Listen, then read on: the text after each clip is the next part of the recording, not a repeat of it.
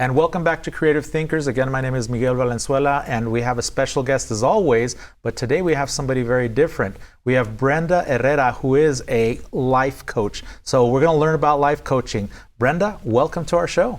Miguel, thank you so much for having me. I'm super excited and honored to be here in Creative Thinkers. It's truly a pleasure to be here. Absolutely. So we're super excited. So we want to learn a little bit about you. So why don't we start with what exactly is life coaching? Like, I've learned a lot about life throughout the years that I've lived, but I've never really been coached. Like, why would I need a coaching person to be around me and to tell me what to do and how to guide me? Like, explain to us what's happening in your life.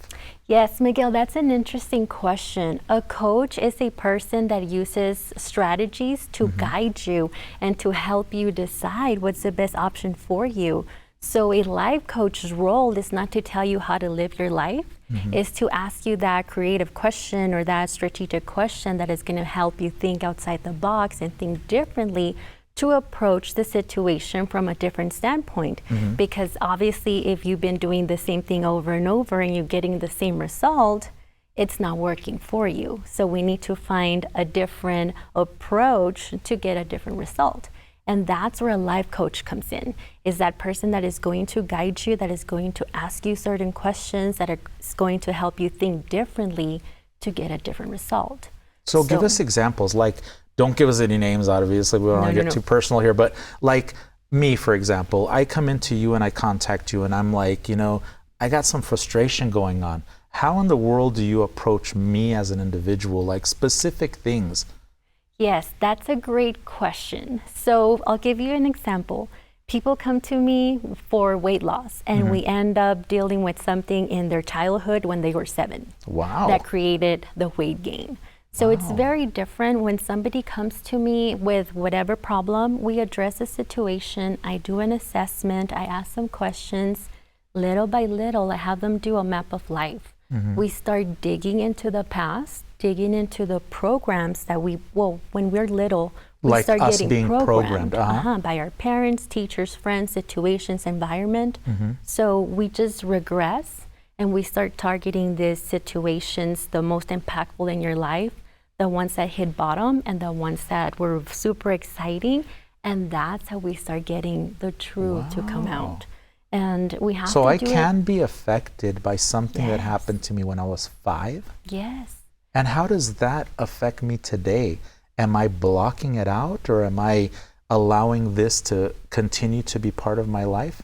How does that work? Because it sounds very interesting that somebody can actually go back and really dig and find this and then move forward. How does that even happen?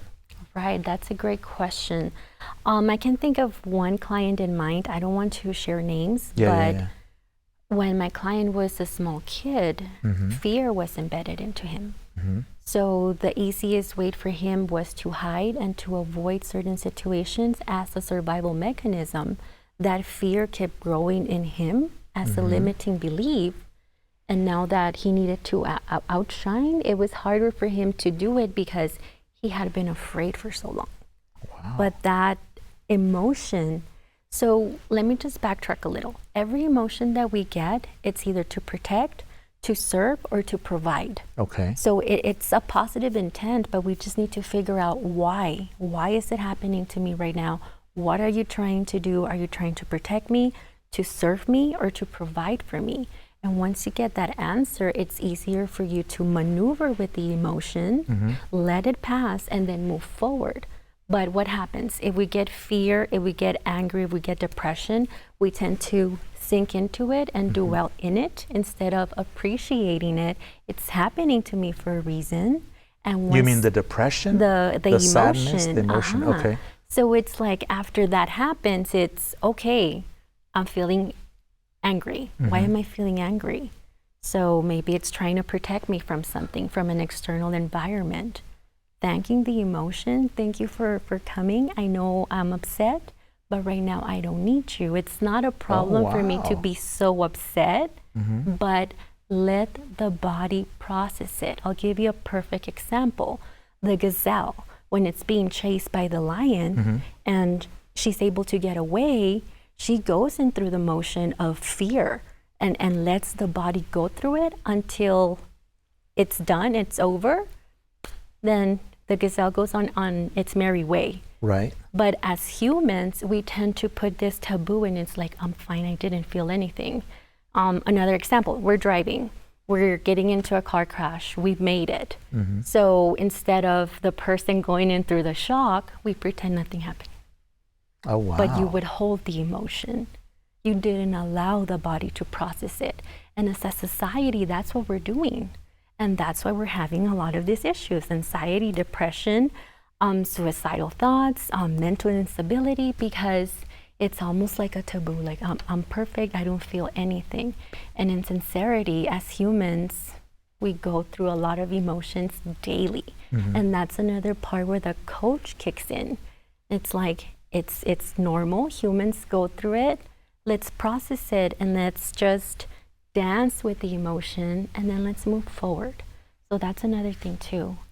So with me, I deal a lot with the emotions, Miguel. Right. A lot. It's like, if I'm not dealing with the Are you emotions. like a therapist kind of then? And I don't want to put that label on you, but you have to learn to talk to the people and get deep down inside and pull those things out in order for them to move over. It's almost like you're helping them chip away at the barrier. You do, Miguel. And well, I am a massage therapist and the life coach. And we'll talk about that as well, right? because I think it's interesting. But let's say before somebody comes to me, I have a discovery session with them. I'll be like, yes, I believe I can help you. And if I cannot, I will refer them out. I will refer them to a professional, somebody else with higher education or something. That can assist them, definitely. So that's pretty much how I work. But yes, you need to learn how to speak to the individual, because we have all these layers, we have all these walls, and you're not going to go tell the stranger right away, like, this is the core of my problem. I have to build trust. I have to build a rapport. Once the person feels it, they'll start opening up, and then we can get easier into whatever's going on in their lives. At what point does somebody decide, I need a life coach, as opposed to, I'm just going to go talk to a friend, or I'm going to go talk to a psychiatrist, who knows what their situation is. At what point do people really realize, I need the help? I'll be honest with you, life coaching is a new trade, a new career. So a lot of people, well, now, thankfully, Tony Robbins opened the market. He's the one that he's the guru for everybody? Yes, and I have to give credit. I did do my training at the Tony Robbins and Chloe Madonna's training. So he opened the market along with Bob Proctor and all these other individuals, right? But it's very different when you talk to a friend and a life coach. Why? Because your friend is going to give you whatever they think it's best for you, and they're going to operate in their beliefs. What do you mean? So for example, I'll just something random. My boyfriend's cheating on me. Well, either cheat on him back, or you should leave him, or what are you doing? That's like you the general advice that you get? That's your thing, right? And a life coach would do what? And a life coach is, okay, let's analyze the whole situation. Why do you think that happened? Do you love him? Do you value yourself as a woman, as a man? Oh, wow. What happened here? There's two entities, and something happened between both parties, and analyzing, can you work it out? What does this person mean to you? And vice versa. That's the thing. It's not just acting based off an impulse and then, I'm going to leave you. And it's like, maybe you were at fault as well and you never realized that. So it's analyzing everything before you make a big decision. But sometimes it's that, what is the saying? Eye for eye, tooth for tooth. And it's like, maybe that's not the best approach right now. So that's pretty much a life coach. It's like, okay, let's analyze everything. So you're saying that emotion a lot of times takes over? Yes, definitely. Because if you act when you're angry or even when you're happy, perfect example. If you go out drinking, I'm not saying you, it's just in general. If you go out drinking, usually people when they're happy and drunk, they make all these promises and they start like making all these decisions that were not the best at that point. Right. And then we get like different results. We get these results where it's like, maybe I shouldn't have done that. I was drunk. So you don't want to act based on the emotion at that moment. Take the moment to process, to think creatively before Yeah. you make the choice, because I tell my clients, something I need you to comprehend is the decisions are yours. Don't go say, my life coach told me this. Right. And if it doesn't work out, you blame it on the life coach. Yeah. I'm like, because the decision comes from you. So that's pretty much what I tell them. It's like, it's your life at the end of the day. It really is. One of the things that we talk about here, obviously, because we're talking about creativity, is how it affects what you do. How do you incorporate this concept of creativity with life coaching? That's a great question. When we have an emotion, sometimes we don't know how to process it. So for example, I'm super worried. I'm always worried. I'm a worrier. There is a type of art that it's called worrying art. What it does, it separates your feeling using the 5 senses. So what explain. you do is you don't have to be a professional artist. Right. You go and you draw or you paint or you color however your worry feels or however you picture your worry. So it can be scribbles, it can be circles, it can be lines, whatever it is, you give it your art and then you put a name to it. How often does it appear and why? And will then- these always be the same? Like if they have that same worry, will it become the same drawing over and over again? It can change, it can fluctuate depending on the situation. But then what I always tell my clients is, after that worry has either passed or you moved on, go back into your painting or into your drawing and you can get different answers from it, because you have evolved as a person. And then you go back and you resemble it and you're asking yourself, oh, I can't believe I was feeling like this. And you just start processing new thoughts, new ideas, and then you can move on and even start creating happy art, something more vibrant. But it's a form of therapy, and it's a form of desensitizing your emotion using your senses. How do the individuals react to being creative? Some people may have never drawn or painted their whole life, and then all of a sudden I'm going to a life coach and my life coach tells me, hey, you got to make some artwork. Hold on a second. I don't know if I want to make artwork, right? But then they do it, and then I feel like even when I make my art, that it opens up a whole new world for me. Is that something that they do? Yes, but if the person is not ready to take that leap, then we won't go there. I'll suggest it, and if I see like, no, I really don't want to do that, then I give them something that's easier, Miguel. My business name is called Self-Love Personal Development Coaching. Self-love, why? Because a lot of us forget to love ourselves. What do you mean? But we also have to be careful with loving ourselves too much. So Okay. for example, a mom, she can be there for her husband, the kids, but she neglects herself. She lets okay. go of herself. So she lets go of the self-love. It's like, where did you end up? You're here for everybody else, but where are you? And you can definitely sometimes see it because she's depressed, she won't shower frequently, she won't get ready anymore, so you know there's something wrong. So somebody like that needs the self-love. But there's the other side to it, where some of us can love ourselves so much that we become narcissists. It's just like, give me, give me, give me. And it's like, okay, we need to balance that out too. You take and you give, let's just put that balance. So that's where the whole self-love comes from. I can see that somebody that may be in a negative place, hey, you know what, I'm a little depressed, I got some issues going on, would come to you. But I couldn't see a narcissist coming to a person like you, like, I'm living large, I don't need this.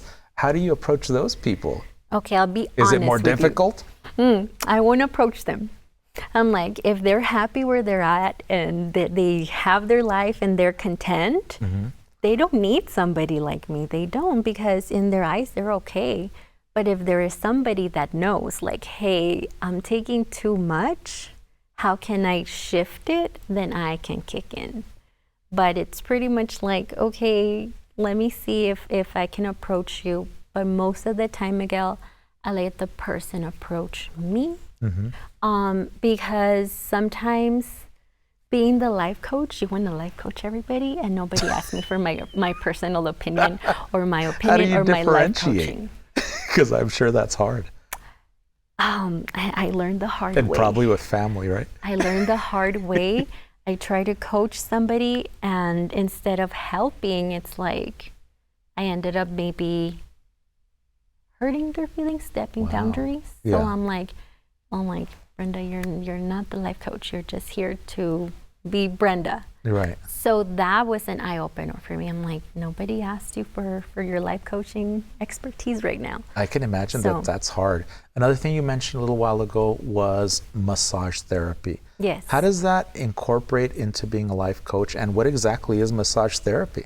I mean, I've Okay. gotten a massage before, but I've never had massage therapy. So that's a great question. Massage is going to be anything that manipulates the soft tissue, Miguel. My technique with massage is different. Yes, I can do the deep tissue, I can do the relaxation massage, but that's not my strength. My strength is more working with the connective tissue in the body, and that it's incorporated with the life coaching. So I'm pretty sure you have a chicken, right? And that little film, when you peel the skin, you've seen that slime, that's the connective tissue. Oh, So okay. that's what we have in all of our body, and it connects everything together. So when there's adhesions, when there's knots or things on the connective tissue, it blocks the electromagnetic frequency and the cerebral spinal fluid from flowing.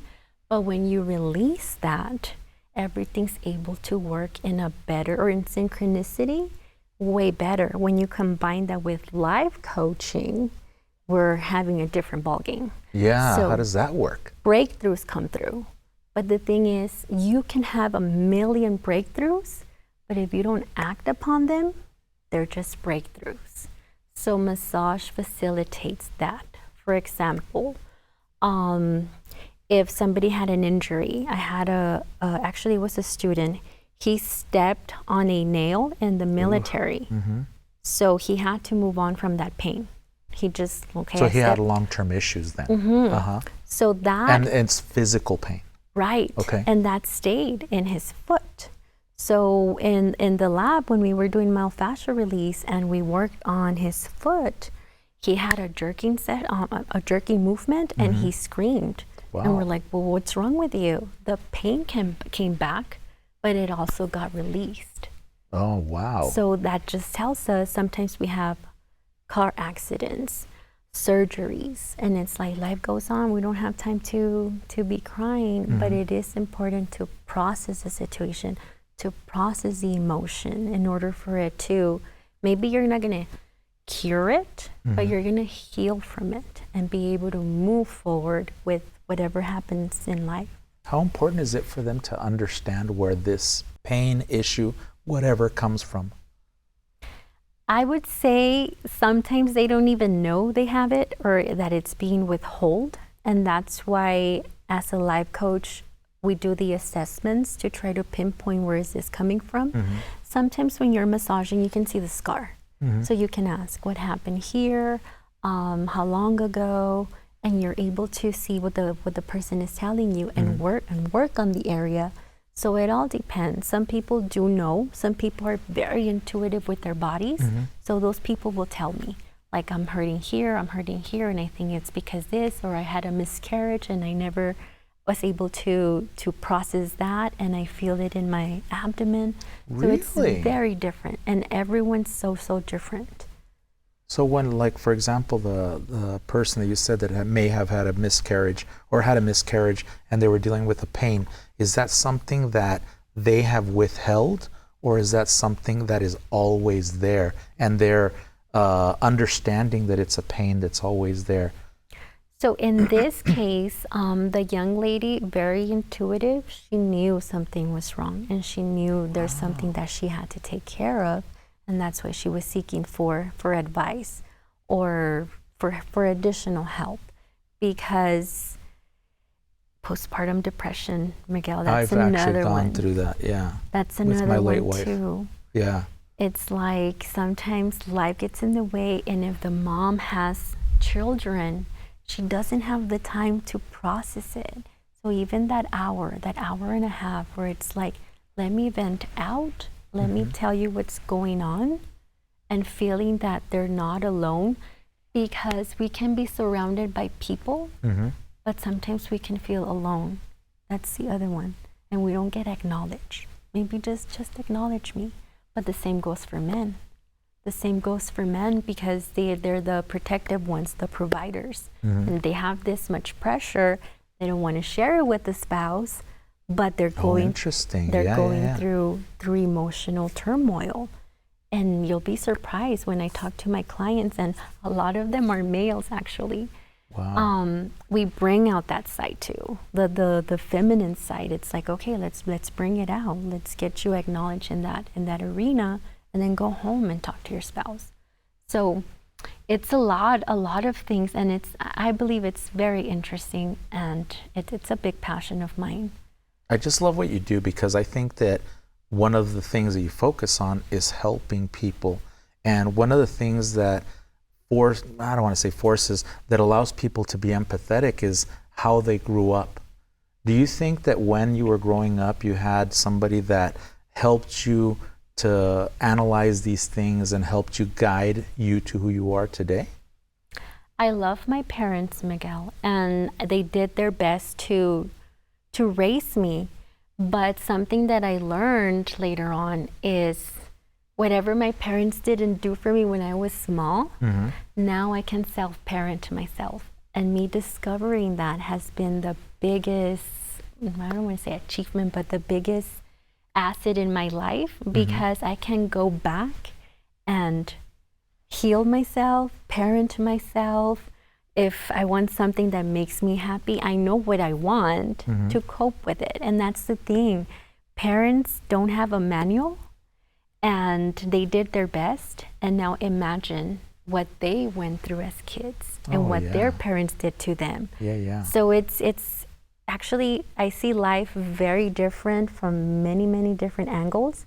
And the thing is, with being a life coach, there's really no excuses anymore not to really make it. Which is not good, right? But also at the same time good. Yes. So what point in your life did you have that kind of epiphany or enlightening moment? Was there one of those? Yes. For me was because I used to be overweight, Miguel. So I have lost 100 pounds so far. But for me, I learned the hard way. I had to be diagnosed a type 2 diabetic so I can start understanding. And that's something that I want my clients to prevent. Change from a place of joy. Don't change from a place of, not negativity, but of sadness. Because it's easier to change from joy than for life to really like slap you in the face so you can make the change. How does one do that? Like how does one say, I'm diabetic, literally I'm diabetic, and I need to make these changes from a place of joy as opposed to a place of negativity? How does one do that? Do you have to put yourself in that place first? First is acknowledging if there's something wrong, if you're overeating, if you have an addiction, if you have anger, if you have too much of something, analyzing it. And it's like, okay, I need to change from that place because too much of something is going to do you wrong. And also too little. Like sugar, for example, right? Yes, sugar is one of the biggest addictions, and it's legal. And it tastes so good. I live it every day. Yes, trust me, I'm still working on it. And knowing that it's a forever journey, it's never going to end. But the biggest example I can put you is I'm overweight. Let's say somebody's overweight. They know they need to do the weight loss. So start making the changes and have fun while doing it before you get diagnosed with something. So just start making that mindset, because if you have a fat mind, you're going to have a fat body. And by mindset, you mean the way that we think. And then through happiness would be like, I enjoy skateboarding, for example. That would be my happy place instead of eating a candy bar at that moment. Right. And so this is something that one has to start to change in their mind and produce new ideas and visualize different things. Yes, Miguel, that's interesting, because You can have the positive mindset, but if you need accountability, if you need support, if you need somebody to be checking on you, then a life coach can kick in, because it's not just having the thought, it's acting upon the thought and replacing the bad habit with a good habit. And even making that change takes time, because now it's your mind versus your body. Your body's used to eating, let's say, every hour, and now you're telling it to stop, but your body can do that automatically. So you're having the mind and body battle. So in order for that to happen, we have to create a river of change. So river of change is doing something different that you didn't do yesterday, so we can create that change. And get it flowing. And one of the things that we talk about here is creativity and how important it is in every aspect of life. Is creating these new ideas a connection to creativity?